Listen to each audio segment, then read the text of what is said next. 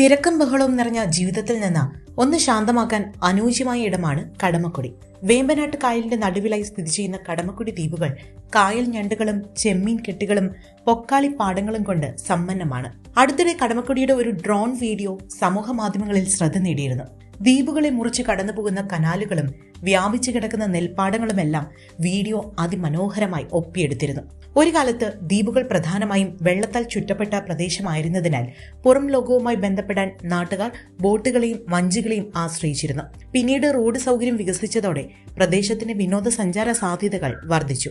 14 ദ്വീപുകളുടെ കൂട്ടമായ കടമക്കുടി ദ്വീപുകളിൽ വലിയ കടമക്കുടിയാണ് പ്രധാന ദ്വീപായി കണക്കാക്കപ്പെടുന്നത്. 14 ദ്വീപുകളുടെ കൂട്ടമായ കടമക്കുടി ദ്വീപുകളിൽ വലിയ കടമക്കുടിയാണ് പ്രധാന ദ്വീപായി കണക്കാക്കപ്പെടുന്നത്. അതിമനോഹരമായ ഉദയാസ്തമയ കാഴ്ചകളാണ് കടമക്കുടിയുടെ പ്രധാന സവിശേഷത. വലിയ കടമക്കുടിയും ചെറിയ കടമക്കുടിയും ഉദയാസ്തമയ കാഴ്ചയ്ക്ക് പേരുകേട്ട ദ്വീപുകളാണ്. ഇവ കാണാനെത്തുന്ന സഞ്ചാരികൾക്കായി ഇവിടെ നിരവധി ഏറുമാടങ്ങളും ഒരുക്കിയിട്ടുണ്ട്. കായലിലൂടെയുള്ള ബോട്ട് യാത്ര, പൊക്കാളിപ്പാടങ്ങൾ, പക്ഷി നിരീക്ഷണം, ഫിഷിംഗ് എന്നിവയാണ് പ്രധാന ആക്ടിവിറ്റികൾ.